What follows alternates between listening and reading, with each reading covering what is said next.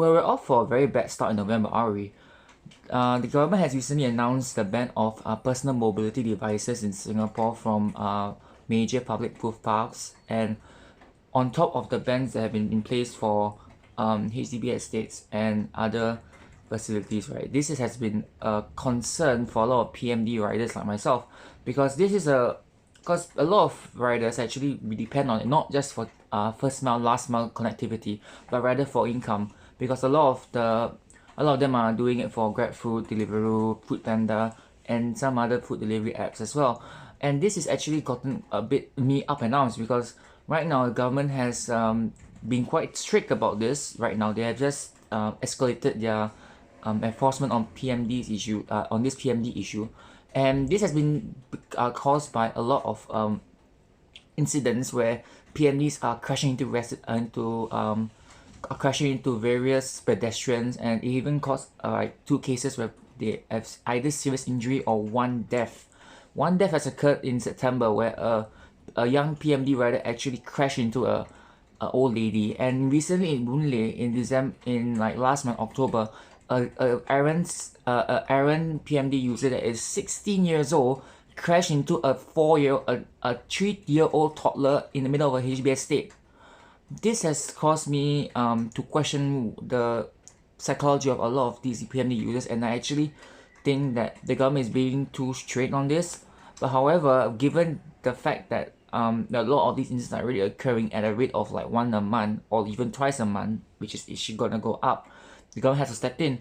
And what the government has promised so far is to combat this, they are not gonna enforce it strictly for the first few months, which is usually 2 or 3 months. Then afterwards, what happens after this is that they're gonna enforce this rule quite badly with their enforcement officers around, and this has caused me a lot of issues, because number one, as I'm gonna demonstrate, because number one, you have to understand the fact that the PMD users need to use a combined combination of PCN, HDB estates, and also footpaths in order to get to the destination. For example, I'll demonstrate a route that I usually take. For me to get to Woodlands MRT, I have no PCN right at the gate of my house, and my corridor, which is this road that connects Marsiling Estate to Woodlands MRT, it's heavily utilized by a lot of PMDs trying to deliver food between Causeway Point and Marsiling Estate. But the problem right now is that with the ban from tomorrow onwards, they have no other alternative but to walk, if we follow by the right way.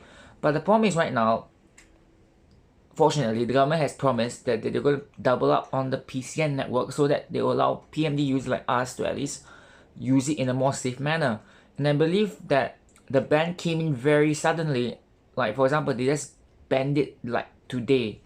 Like, today they announced it, tomorrow they enforced it already. But although there's a like probation period and all that, but it still came as a shock for a lot of people who, especially those who actually may have bought PMDs like the last night, for example.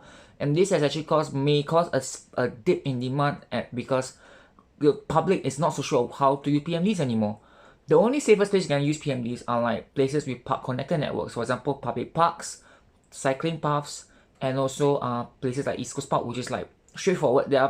They are like paths that are specifically designed for bicycles and PMDs. That said though, what people have done so far is that you have to understand that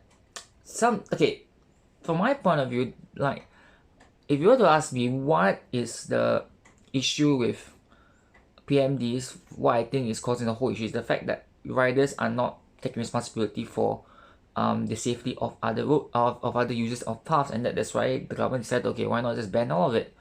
But in the end of the day, right, I still think it's just that one bad apple spoils the whole bunch, where where it's like the actions of very few errand users actually cause a lot of inconvenience for a lot of people who actually do follow the rules. For example, like PMD riders who specifically push and maintain the 10 km speed limit that they used to impose before this ban on footpaths. And it's really gonna be a big question mark from now on. I'm really quite sure there will be some protests about this online in some Telegram and WhatsApp groups around the country.